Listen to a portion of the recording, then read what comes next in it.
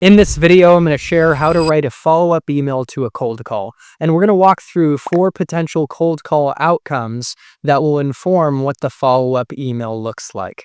Let's dig into it. So the first cold call scenario is you get hung up on, the prospect's pissed, the conversation does not go well. In this case, your follow-up email will look like, actually, don't send a follow-up email. Hold up a second, this is an outlier scenario. In this case, you do not want to send a follow-up email. You want to let the prospect simmer off and forget about you. The beautiful thing about cold calling is you could fail miserably. Things could go terribly, but the prospect will forget about you and you'll get a fresh opportunity, and you can still set a meeting with the prospect where things went south, even a day or week into the future. So when the prospect hangs up on you, things go south, put your ego aside, give the prospect some time, and don't send an initial follow-up email. You can do that later on. Now, cold call outcome number 2 is the prospect doesn't pick up and you leave them a voicemail. And what you want to do is use the voicemail to point to your email you're about to send. You let them know, I'm going to be following up with you via email as well, in case it's easier to respond that way. And then when you send your follow-up email, one of the most powerful things you can do is share a relevant, concrete customer story. Here's a real-world example of a follow-up email that I sent to a prospect at a $3 billion healthcare staffing company after making a cold call. This follow-up email went to a CIO, Chief Information Officer, and it not only got a response, but a meeting that led to a multi-million-dollar opportunity. Subject line, our data modernization. Notice the subject line feels like an internally forwarded email when I use the word our, and I insert a specific business initiative that our company can help with, data modernization. One more subject line pro tip is it's important to keep subject lines to 4 to 5 words or less. In this case, I used a 3-word subject line, and less is more. And the email went like this. Mark, hope you had a nice weekend and I just left you a voicemail. Coming into this week, you remain at the top of my short priority list, and I hope my pleasant persistence is proof of that. We helped a real estate company migrate all of their ETL data warehousing and reporting needs to the cloud without any downtime, so they could make better decisions related to real estate investments, taxes, leases, and other key areas that impact the revenue and profitability of the company.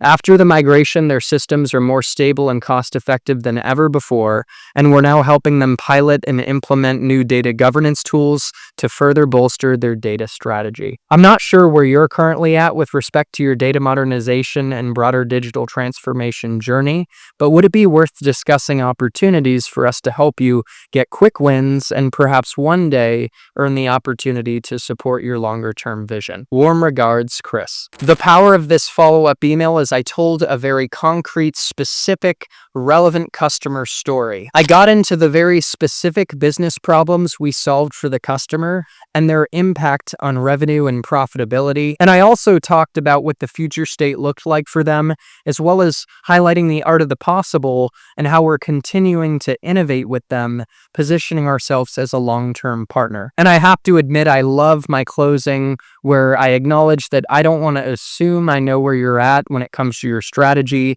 There's a broad spectrum of where you could be, which, by the way, it's always so good when you can communicate to a prospect that although I'm a sales guy, I'm taking that hat off and I'm not going to assume I know what's best for you.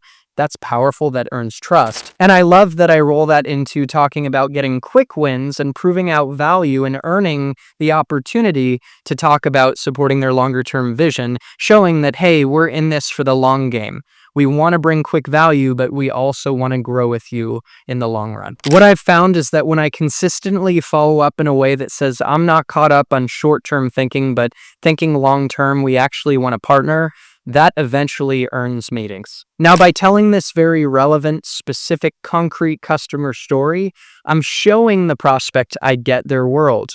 I'm demonstrating empathy, and I'm positioning myself as a trusted advisor who talks to companies like them and can bring relevant value. When following up via email after a cold call, in addition to telling great customer stories, you can also show empathy for the prospect in their world by calling out relevant triggers and changes going on that you found out in press releases. I noticed your recent European expansion. I noticed your recent round of funding. Congratulations. I noticed you're expanding your sales team and growing your overall business. Congratulations. Calling out these triggers is a very compelling, thoughtful way to follow up in an email, and it starts an email off through a rosy lens, showing that this person actually cares and they're putting in effort. Now, another key ingredient to making your cold call follow-up emails very warm is doing research on the individual so you can bring a personal touch and create warmth and familiarity where that personal touch just wouldn't make sense for anyone else. And another key ingredient of writing a really strong follow-up email to a cold call is articulating clear value and making a clear offer in exchange for the prospect's time. This principle applies to upping the impact of any type of communication when you're asking for a meeting. An example of an offer might be, would it be worth a quick conversation to talk through how we're helping similar companies like you drive more revenue and improve their seller productivity? You're offering up the opportunity to hear relevant stories and gain relevant insights that's going to make the meeting a good use of their time. That's offering value. Another example of a compelling offer to get a prospect to meet with you is to offer access to expert resources. Would it be worth a quick chat with one of our industry experts who spent 10 years in your specific industry to share insights that they're seeing in the market that'll be useful to your business? That's offering value right there. So make sure to weave value and a great offer into your follow-up email. Now, I can't help it. I nerd out on cold email frameworks and tactics. So one final framework you can use in your follow-up email to your cold call, which just is useful for any type of cold email message, is the following framework. You can lead with a trigger and a reason for reaching out. Then from there, highlight the implication of that trigger or change going on at the prospect's world that introduces then a need for your solution, where you highlight some challenges that are introduced, and then you tell a customer story that highlights how you help that customer that's relevant to the prospect you're reaching out to solve important challenges that your prospect might be facing. You highlight the business outcomes that were achieved by working together in the solution, and then you end with a simple interest-based call to action. Would it be worth a quick chat to see if we could produce similar results for you? If you want to see an actual email that's completely written out, applying the specific framework adapted to selling for a specific company and solution, then check out the video that I made on the topic. Now, a third cold call outcome could be the prospect says, "Send me some more information." Or, "It's not the right time, but you can send me some more information and follow up in the future." The key is, in this moment on the cold call, you need to say something like this. "Okay, not a problem. It sounds like it's not the right timing, and I'm happy to share some relevant information, but I don't want to just send you anything in your already crowded inbox and waste your time with information that isn't relevant. So could you help me understand what specific information you're looking for? Can you help me understand, when it comes to solving for X initiative, what specific information is most important?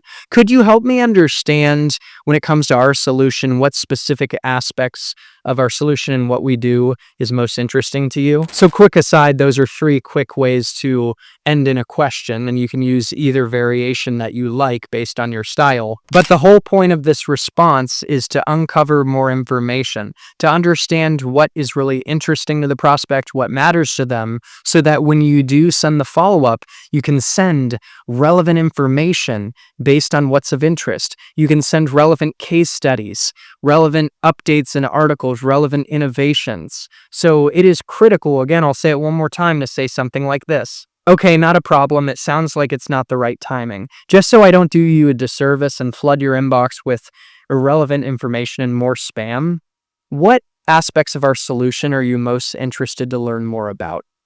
The reason I'm asking is, again, I want to send the most relevant information that's actually worth your time and useful to you and your business. From there, what's the follow-up email going to look like? Subject line, "Per our chat," and then you follow up thanking them for the time and sharing very specific information like relevant case studies and innovations and updates and technical articles if they want, based on what they're specifically interested in.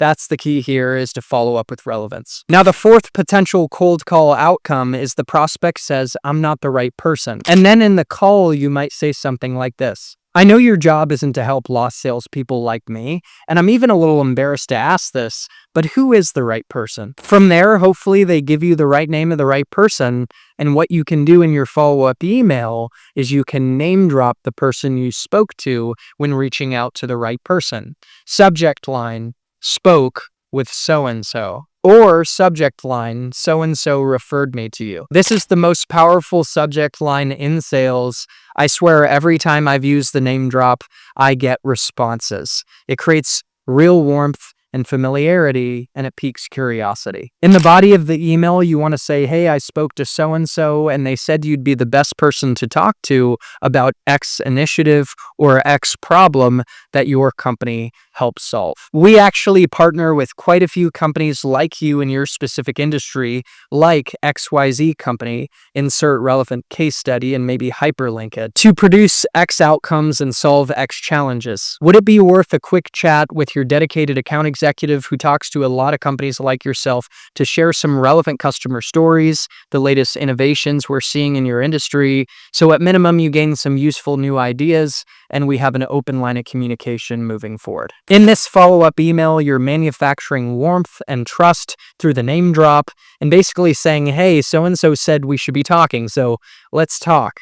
You roll that into some relevant social proof, positioning yourself as a trusted advisor, saying we work with companies like yours in your industry to produce relevant outcomes. And then you're rounding it out with a simple interest-based call to action and embedding value within the ask, saying at minimum, you're going to come away from this conversation with new relevant ideas that are going to be useful to your business and access to our resources. All right, guys, I hope you enjoyed this video. And now after you make your cold calls, regardless of the outcome, you're ready to follow up via email with finesse. So go put these tips to work and celebrate your successes in the comments. And if you enjoyed this video, make sure to hit the like button, share it with more people who could benefit from the message, and subscribe to this channel because I'm coming at you every week with new videos committed to helping you crush outbound and up level to your next promotion in tech sales. And if you're an SDR or account executive in tech sales and you're still with me, you made it this far into the video,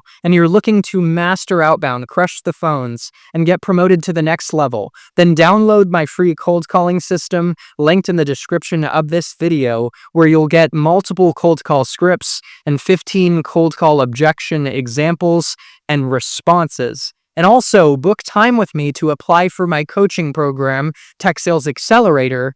The Calendly link is linked in the description of this video. And if you give us the opportunity to coach you and work with you, we are going to elevate your game. We are going to get you to the results you're after. And we're going to empower you to use tech sales as a vehicle to creating personal transformation, more hope, more joy, and ultimately a life you love. Because that's the heart and soul behind Tech Sales Accelerator and what this tech sales career path is really all about. Thank you for checking out this video and being a part of this growing tech sales community, and I respect you for investing in your personal and professional development. To your success in tech sales and in life, happy selling and happy living, and we'll see you in the next one.